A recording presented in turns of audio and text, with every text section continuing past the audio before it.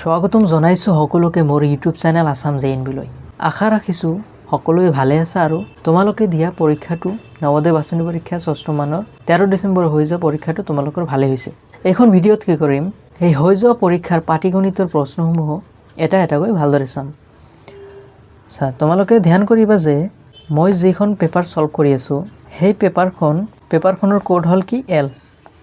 সেইকাৰণে তোমাৰ যদি কুৱেশ্যন পেপাৰখন এল কোডৰ আছিল তেনেহ'লে এইটো হুবহু মিলিব, আৰু যদি তোমাৰ কোডটো এল নহয় তেনেহ'লে তোমালোকে কি কৰিবা, প্ৰশ্নসমূহ পঢ়ি চাই মিলাবা যে কোনটো প্ৰশ্ন এইখনৰ লগত মিলি আছে। ঠিক আছে, তো আমি আৰম্ভ কৰোঁ। প্ৰথম প্ৰশ্নটো কি, 41 0.1 ইনটু 0.1 ইনটু 0.1 এইটোৰ কি মান হ'ব, ইয়াৰ ভেলুটো উলিয়াব লাগে। আচ্ছা, তেনেহ'লে 0.1 ইনটু 0.1 ইনটু 0.1 আমি গম পাওঁ যে 1ৰ লগত যিমানে 1 মাল্টিপ্লাই কিয় নকৰা কিয় উত্তৰটো আমাৰ কি 1 হৈ যাব। আচ্ছা, 1 হ'ল। এতিয়া আমাৰ কি আছে, ইয়াতে ডেচিমেলৰ পাছত কিমানটা আছে, দশমিকৰ পাছত কিমানটা অংক আছে, 3টা অংক আছে। তেনেহ'লে আমাৰ এনসাৰতো কি হৈ যাব, দশমিকৰ পাছত কিমানটা অংক হ'ব, 3টা। তেনেহ'লে আমাৰ দশমিকৰ পাছত 3টা অংক হ'ল, তেনেহ'লে এনসাৰটো আমাৰ কি হৈ যাব শেষত, তেনেহ'লে বি নম্বৰটো আমাৰ এনসাৰ হৈ যাব। বুজি পালা? এতিয়া আহা নেক্সট কুৱেশ্যনলৈ। ইয়াতে কি কৈছে, 3/2 প্লাছ 3/2 ইনটু 2 প্লাছ 3/2 ইয়াৰ মান হ'ব। এইখনো তোমাক সৰল কৰিব লাগে। এতিয়া সৰল কৰোঁতে তোমাৰ বদমাছ নিয়মটো যিটো আছিল, bracket of division, multiplication, addition আৰু ছাবট্ৰেকশ্যন। ইয়াতে আমাৰ কি আছে, কেৱল মাল্টিপ্লিকেশ্যন আছে, এডিশ্যন আছে আৰু এডিশ্যনে আছে। তেনেহ'লে প্ৰথমে আমি মাল্টিপ্লিকেশ্যনৰ কামটো কৰিম, হয়নে নহয়? প্ৰথমে আমি মাল্টিপ্লিকেশ্যনৰ কামটো কৰিম, মানে তেনেহ'লে চোৱা 3/2 ইনটু 2 এইটো আমি কি ডাইৰেক্ট কটাকটি কৰিব পাৰোঁ। 2 কটাকটি গ'লে তেনেহ'লে 3/2 প্লাছ ইয়াতে থাকিল 3 প্লাছ 3/2। ইয়াৰ লসাগু কিমান হ'ব, 2 লসাগু হ'ব। 2 কিমানবাৰ যাব, এবাৰ যাব। তেনেহ'লে 1 ইনটু 3 কি হ'ব, 3 প্লাছ 1 কিমানবাৰ যাব, 3 তলততো 1 আছে, 1 যাব কিমানবাৰ, দুবাৰ। তেনেহ'লে 2 3 গুণ কি হ'ব, 6 হ'ব। এবাৰ লাষ্ট যিটো টাৰ্ম আছে ইয়াত আহা, 2 যাব কিমানবাৰ, এবাৰ, 1 3 গুণ 3। তেনেহ'লে 6 আৰু 3 3 6, 12 তলত থাকিল 2। এবাৰ 2 যাব 12ৰ মাজত কিমানবাৰ, 6 বাৰ। মানে আমাৰ শেষত এনসাৰটো কি হ'ল, 6 আমাৰ এনসাৰ ওলাল। তেনেহ'লে এনসাৰটো কি হৈ যাব, বি। বুজি পালা এইখন? আহা নেক্সট কুৱেশ্যনলৈ। Question number 43। ইয়াতে কি কৈছে, 999 ডিভাইডেড বাই 1000 ইয়াৰ দশমিক আকাৰত হ'ব। এইটো কি চিম্পল দশমিকত ল'ব লাগে। ইয়াতে ভগ্নাংশত দি আছে, তেনেহ'লে চোৱা 999 ডিভাইডেড বাই কিমান, 1000। ঠিক আছে, ইয়াৰ এনসাৰটো একেবাৰে সহজ। চোৱা, যিমানটা শূন্য থাকে আমাৰ সিমান ঘৰ সোঁফালৰ পৰা বহুৱাব লাগে। দশমিকটো ক'ত বহুৱাব লাগে, ওপৰত কিমান ঘৰ আছে, 3 ঘৰ, 3টা ঘৰে আছে, তলতো 3টা শূন্য আছে। তেনেহ'লে 0.0 বা 0.999। তেনেহ'লে এনসাৰটো আমাৰ চি নম্বৰটো আমাৰ এনসাৰ হৈ যাব। বুজি পালা এইখন? আহা এতিয়া নেক্সট কুৱেশ্যনলৈ। ইয়াতে কি কৈছে, 0.238 ইয়াৰ কি ভগ্নাংশ মান হ'ব। ইয়াৰ আগতটো কি আছিল, আমাৰ ভগ্নাংশত দিয়া আছিল, দশমিকত ল'ব গৈছিল, ইয়াতে আকৌ দশমিকত দিয়া আছে, ভগ্নাংশলৈ ল'ব লাগে। তেনেহ'লে 0.238 ইয়াৰ ভগ্নাংশলৈ ল'ব লাগে। যদি তুমি দশমিকটো উঠাই দিয়া তেনেহ'লে কি হ'ব, 238 দশমিকৰ পাছত কিমানটা অংক আছিল, 3টা। তেনেহ'লে তলত আমাৰ কি আহি যাব, 1000 আহি যাব। এতিয়া এইটো এনসাৰটো আমাৰ অপশ্যনত দিয়া নাই। তেনেহ'লে আমি কি কৰিম, 2 দি কটাকটি কৰিম। 2 দি কাটিলে ওপৰত যাব এবাৰ আৰু এবাৰ, আৰু থাকিল 3ৰ পৰা 1 বাকী থাকিব। 18ক যদি ভাগ দিয়া 2 দি 2 9 গুণ 18 তলত থাকিব কিমান 500 তেনেহলে আমাৰ এনসাৰটো কিমান হল 119 তলত হল 500 এনসাৰটো কি হ'ব 119 আচ্ছা 1 নম্বৰটো আমাৰ এনসাৰ এই নম্বৰটো আমাৰ এনসাৰ বুজি পেলা অপশন নাম্বাৰ এ আহি যোৱা নেক্সট কোৱেশ্চন লৈ ইয়াতে কি কৈছে 100 সেন্টিমিটাৰ স্কয়াৰক মিটাৰ স্কয়াৰত কি প্ৰকাশ কৰিলে হ'ব 100 সেন্টিমিটাৰ স্কয়াৰ আছে এটো কি কেৱল মিটাৰ স্কয়াৰ লৈ ল'ব লাগে তেনেহলে সোৱা এতিয়া আমাৰ 100 সেন্টিমিটাৰ স্কয়াৰ আছে ঠিক আছে কি কৰিব লাগে মিটার স্কয়ার লৈ ল'ব লাগে মিটার স্কয়ার আমি এটো ড্যাশ বুলি দিলো আচ্ছা এটো কি আমি x ধৰি ললো যেটো মিটাৰ স্কয়াৰত ললে আমাৰ কি হ'ব x মিটাৰ স্কয়াৰ হ'ব এতিয়া দুয়োফালে আমাৰ একে কৰিব লাগিব x টো উলিয়াবলৈ হলে দুয়োফালে আমাৰ একে কৰিব লাগিব হয় সেন্টিমিটাৰ মিটাৰক সেন্টিমিটাৰত লোৱা নহলে সেন্টিমিটাৰক মিটাৰত লোৱা লৈ আমি কটাকটি কৰি x টো ওলাম ঠিক আছে তো আহা তেনেহলে এতিয়া তুমি মিটাৰক স্কয়াৰত ল'ব পাৰা বা সেন্টিমিটাৰ তেনেহলে কি কৰিম আমি সেন্টিমিটাৰটো মিটাৰত ল'ম তেনেহলে ইয়াতে 100 থাকিল সেন্টিমিটাৰ স্কয়াৰ মানে কি সেন্টিমিটাৰত এতিয়া মিটাৰত লবা 1 সেন্টিমিটাৰ ইকুয়াল টু 1/100 মিটাৰ তেনেহলে ইয়াতে ধৰিলে 1 সেন্টিমিটাৰ স্কয়াৰ আছে 1 বাই কি কৰিম 100 সেন্টিমিটাৰক মিটাৰত আমি ললো ঠিক আছে সমান সমান আমাৰ x মিটাৰ স্কয়াৰ ঠিক আছে এতিয়া 100 তো আছে পূৰণ আমি স্কয়াৰ যেতিয়া কৰিম কি হ'ব 100 পূৰণ আৰু এবাৰ এটো আহিব তাৰ পাছত মিটাৰ ভিতৰত এটা মিটাৰ আছে তেনেহলে এটো মিটার স্কয়ার হ'ব সমান সমান x মিটার স্কয়ার হল এটো এতিয়া সোৱা কটাকটি যায় নেকি আমাৰ এইফালে m স্কয়ার আছে দুটা কাটি দিয়া তলত 100 আছে ইয়াতে তলত যদি 1 আছে ওপৰত 100 আছে এই দুটা কাটি দিয়া তেনেহলে আমাৰ শেষত কি ৰৈ গল 1/100 সমান সমান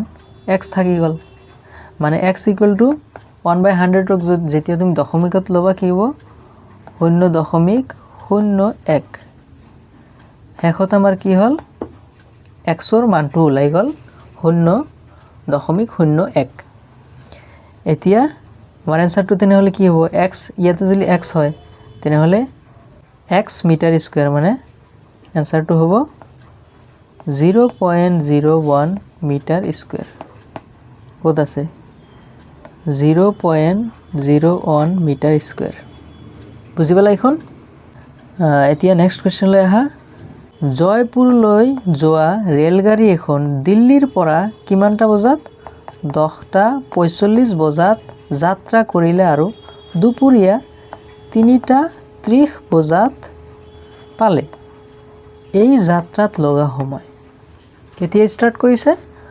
10:45 আৰু পাই কেইটা বজাত পাল 3:30 তেনেহলে সোৱা প্ৰথমে আমি ঘড়ী বনাই লও এটা তো 12 6 3 9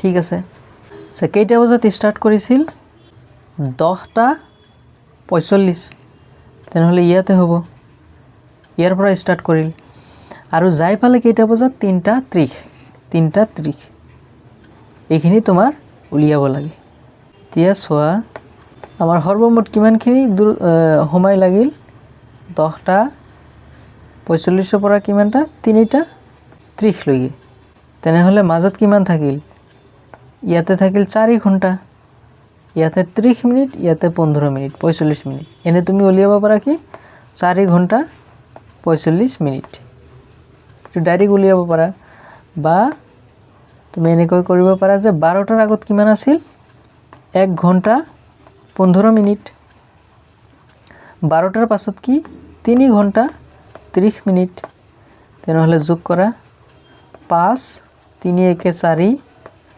3 1 4 তেনেহলে কিমান সময় হল 4 ঘন্টা 45 মিনিট এনসারটো আমাৰ হ'ব বি নম্বৰ 4 ঘণ্টা 45 মিনিট বুজি পালা এইটো এতিয়া আহি যোৱা কোৱেশ্চন নম্বৰ 47 তোমালোকে মিলাই চাবা কোনটো হয় ইয়াতে কি কৈছে 58394 minus 86 minus 86 equal to dash into 86 ৰাশিটোৰ খালী ঠাইত সংখ্যা হ'ব খালী ঠাইত কি সংখ্যা বহুৱালে আমাৰ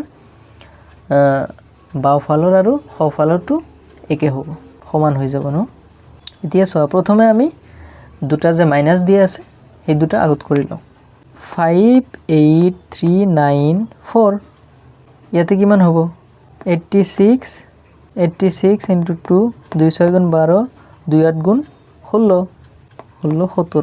16 17 172 মাইনাস কৰা তেনেহ'লে आंसर কিমান হ'ব 4 ৰ পৰা 2 গলে 2 9 ৰ পৰা 7 গলে 2 3 ৰ পৰা 1 গলে 2 8 আৰু 5 এটো আমাৰ বাওঁফালৰ উত্তৰটো ওলাল সোঁফালে কি দিয়া আছে মানে সমান সমান কি হ'ব ড্যাশ ইনটু 86 ঠিক আছে ইয়াতে ধৰা x 86 তেনেহ'লে ইয়াতে ধৰা x এতিয়া x উলিয়াবলৈ হলে x টো ইয়াতে থাকি যাব 5822 ডিভাইডেড বাই 86 টো তলত আহি কি হৈ যাব ভাগ হৈ যাব 86 এইখন যেতিয়া তুমি সলভ কৰিবা আমাৰ উত্তৰটো ওলাই যাব এতিয়া 86 হেখত 6 আছে ওপৰত হেখত 2 আছে আমি 2 দি ভাগ দিব পাৰো তেনেহ'লে 2 দি যদি ভাগ দিয়া 86 4 3 ওপৰত হ'ব কি 2 2 9 গুণ 18 সো ওপৰত আৰু এটা 2 আছে ন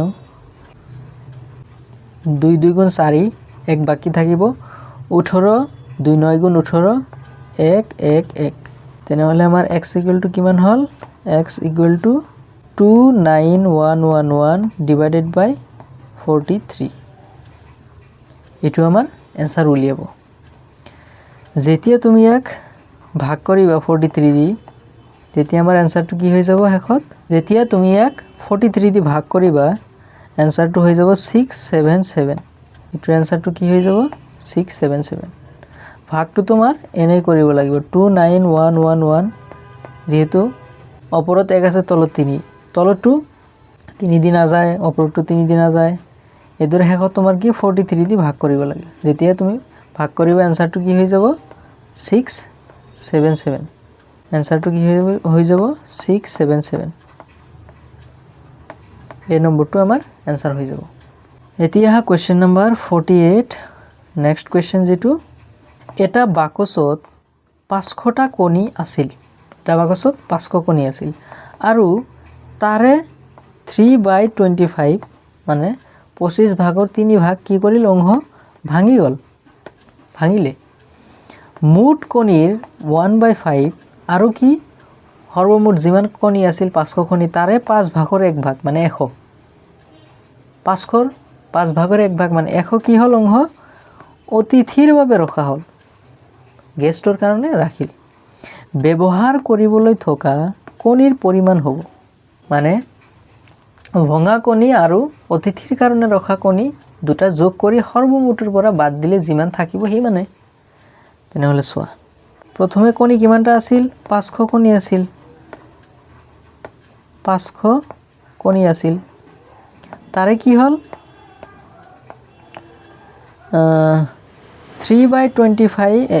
3/25 কি হল কণী ভাঙিলে আৰু কি 1/5 এটো কি কৰিল অতিথিৰ কাৰণে ৰাখিল তেনেহলে অতিথিৰ কাৰণে কিমান ৰাখিল 100 5 ভাগৰ 1 ভাগ আচ্ছা আৰু তেনেহলে ইয়াতে যদি 500 দি পূৰণ কৰা কিমান অংশ ভাঙি গল হেতু আমাৰ চাব লাগে 25 দি কিমান 5 দি যাব ইয়াৰ মাজত 100 বাৰ 5 দি যাব ইয়াৰ মাজত 5 বাৰ 5 দি আকৌ যাব কিমান 20 বাৰ তেনেহলে এইটো কিমান হ'ব 3 into 20 সমান সমান 3 2 গুণ 6 60 60 আৰু 100 60 আৰু 100 মিলি কিমান হ'ব 160 মানে 160টা কণী কি হৈছে ভাঙিছে আৰু অতিথিৰ কাৰণে ৰাখিছে এতিয়া বাকি থকা কিমান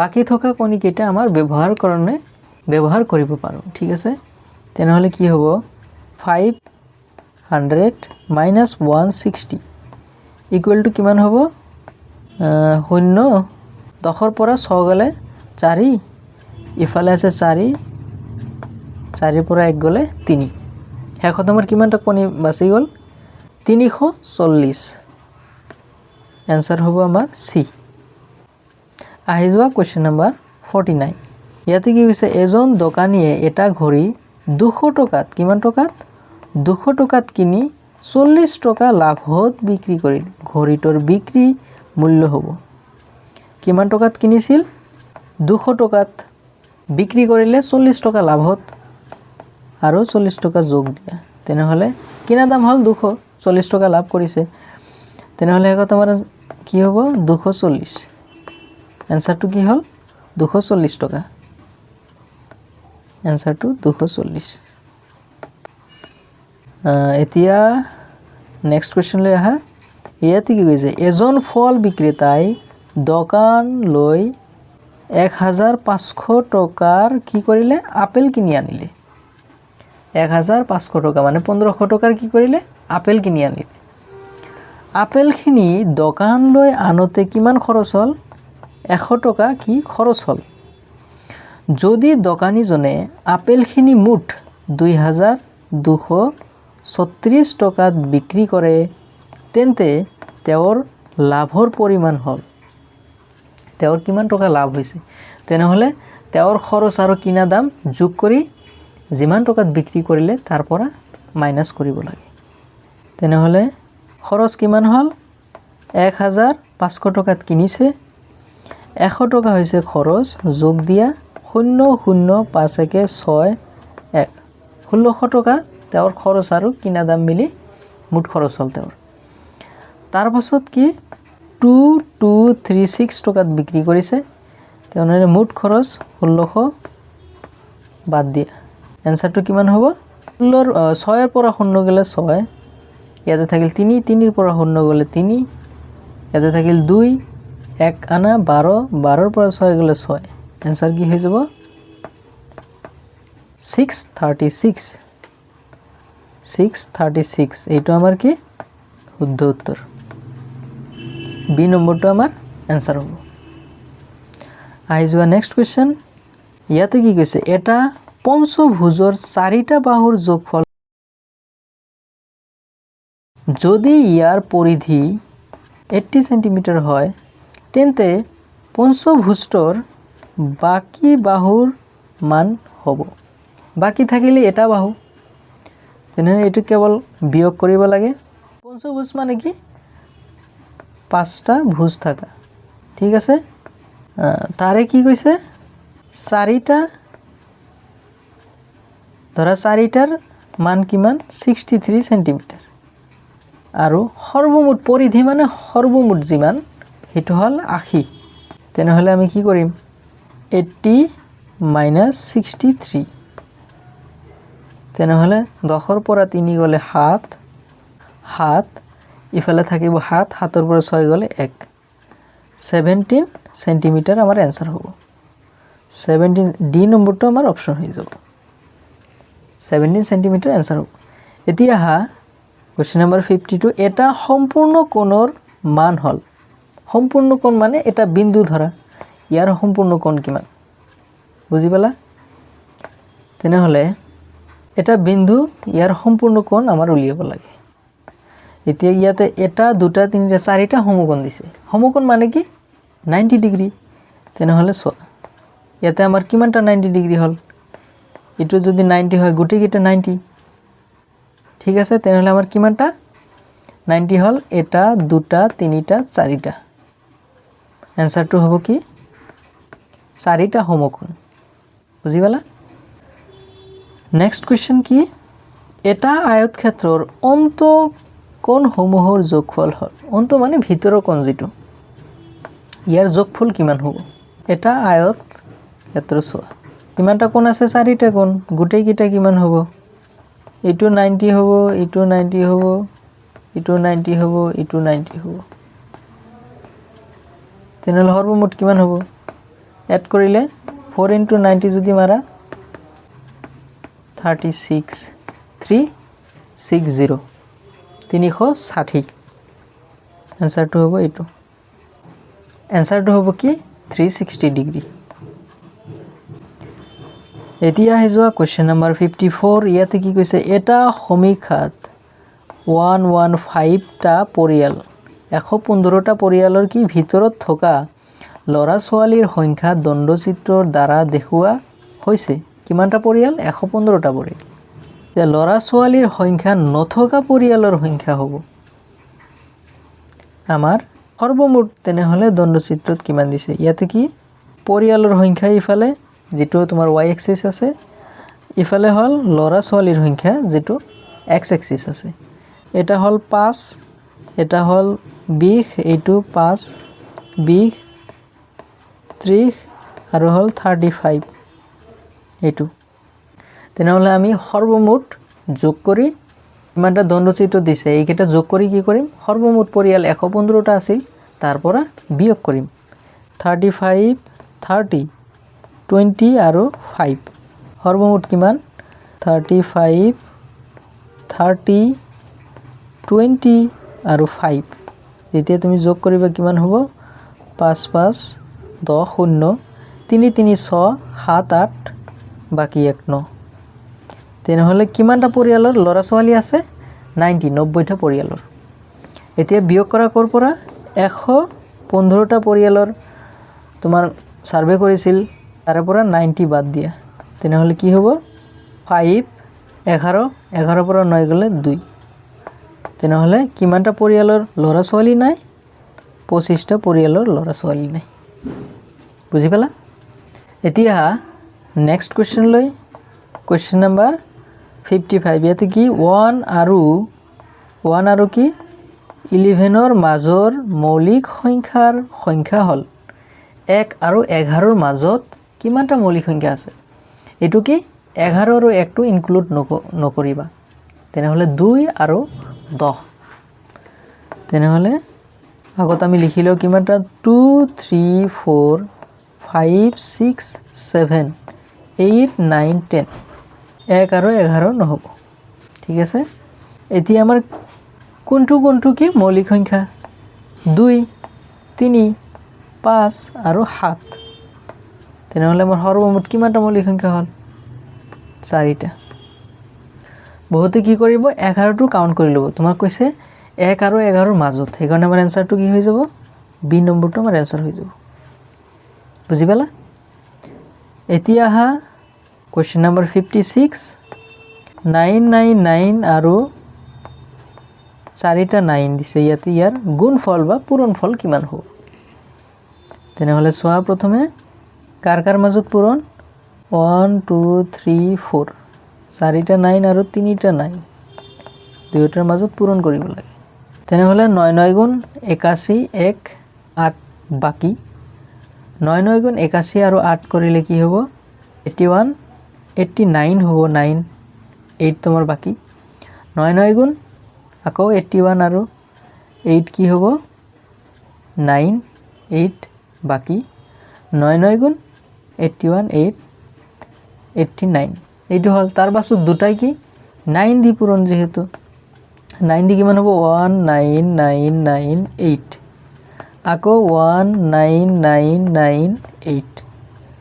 এইকেইটা কি যোগ কৰা? এতিয়া যোগ কৰিলে হ'ব 1 9 + 1 কি 10 1 1 বাকি 9 9 18 1 19 1 20 0 2 বাকি 3টা 9 আছে 3 9 গুণ 27 বাকি 2 আকৌ বাকি 2 থাকিব। এতিয়া চোৱা আমাৰ শেষৰ কিমানটা ওলাই গ'ল? 9001। ঠিক আছে। এতিয়া 9001 ক'ত আছে? ওপৰত নাই, ইয়াতে 9001 আছে। তলতো আৰু 900 ক'তো নাই, ইয়াতো নাই, ইয়াতো নাই। তেনেহ'লে এই তিনিটা নহ'ব। এনসাৰ শেষত আমাৰ কি হৈ যাব? বি নম্বৰটো আমাৰ এনসাৰ হৈ যাব। সম্পূৰ্ণ তোমাৰ কৰিবই নালাগে। এইখিনি ওলাইছে, তোমাৰ এনসাৰ পাইছা, টিক কৰি দিয়া। বুজি পালা? এতিয়া আহা নেক্সট কুৱেশ্যন লৈ 0.2 আৰু 0.03 গুণফল হ'ব বা পূৰণফল এতিয়া চোৱা 0.2 0.03 পূৰণ কৰিলে 3 2 গুণ 6 মেন তোমাৰ চাব লাগে কি দশমিক দশমিকৰ পাছত ইয়াতে কিমানটা ঘৰ আছে এটা দুটা তিনিটা অংক আছে তেনেহলে আমাৰ কি হ'ব দশমিকৰ পাছত কিমানটা ঘৰ হ'ব এনেকুৱা 0.006 এনসাৰটো আমাৰ কি হ'ব এক নম্বৰটো আমাৰ এনসাৰ হৈ যাব এ নম্বৰটো আমাৰ এনসাৰ হৈ যাব ঠিক আছে আহা কোৱেশ্চন নম্বৰ 8 ইয়াতে কি কৈছে 64ৰ 28ৰ উৎপাদকৰ যোগফল হল 64ৰ কিমানটা উৎপাদক আছে হেইকেটা গুটেই তোমাৰ কি কৰিব লাগে যোগ কৰিব লাগে তেনেহলে প্ৰথমে আমি 64ৰ উৎপাদক কিমানটা আছে হেইকেটা লিখিব লাগিব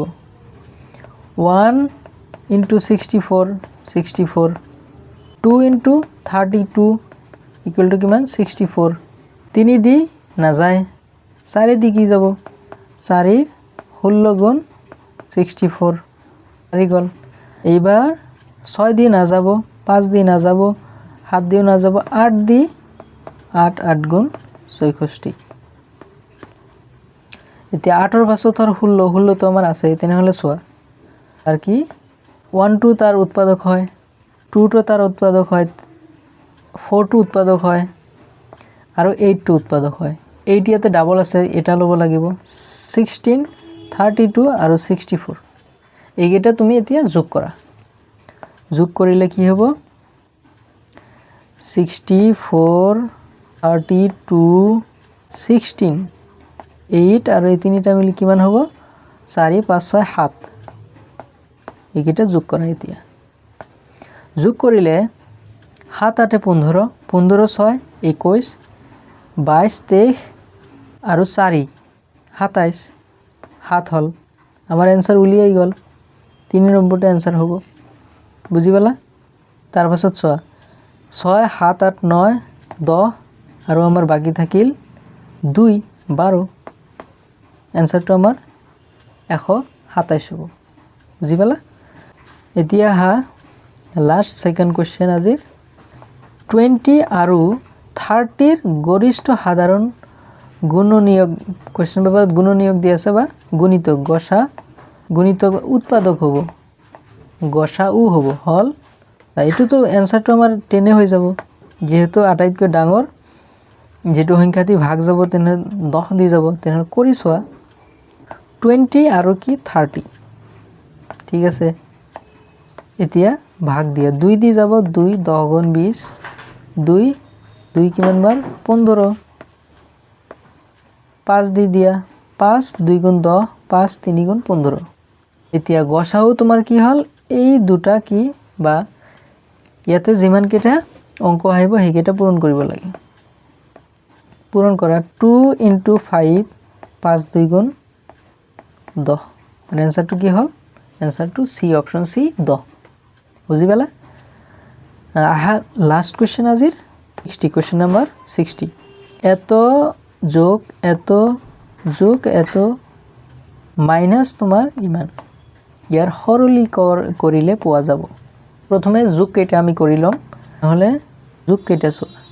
6.082 plus 60 60.82 608.2 এইকেইটা যোগ কৰিব লাগে প্ৰথমে তাৰ পাছত যেটো আমাৰ বিয়োগ আছে এটো বিয়োগ কৰিম তেনেহলে 2 ইয়াতে তাৰ পাছত 8 plus 2 10 শূন্য বাকি 2 10 1 11 1 বাকি 8 আৰু 6 মিলি হল তোমাৰ 10 আৰু 1 15 ৰ 5 1 বাকি 6 1 7 6 টু 6 থাকিব 675 হল এতিয়া আমাৰ এই যে বিয়োগটো আছে এটো বিয়োগটো কৰিম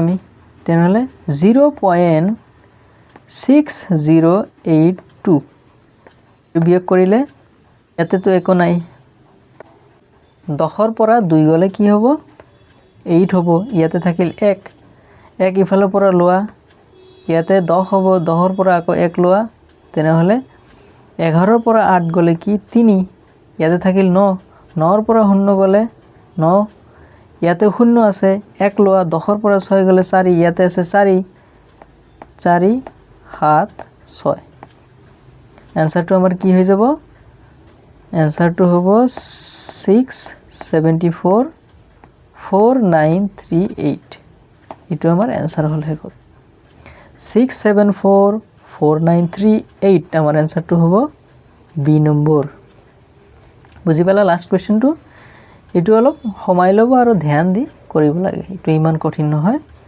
লাস্ট কোৱেশ্চন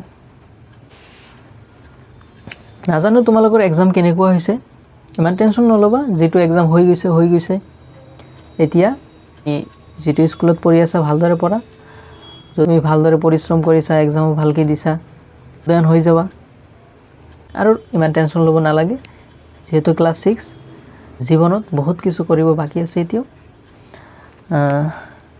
থ্যাংক ইউ ধন্যবাদ সকলোকে আৰু তোমালোকে বাকি পাটিগণিত বা ভাষা জ্ঞান যদি কৰিব লাগে কমেন্টত জনাবা আজিৰ কাৰণে ইমানে ধন্যবাদ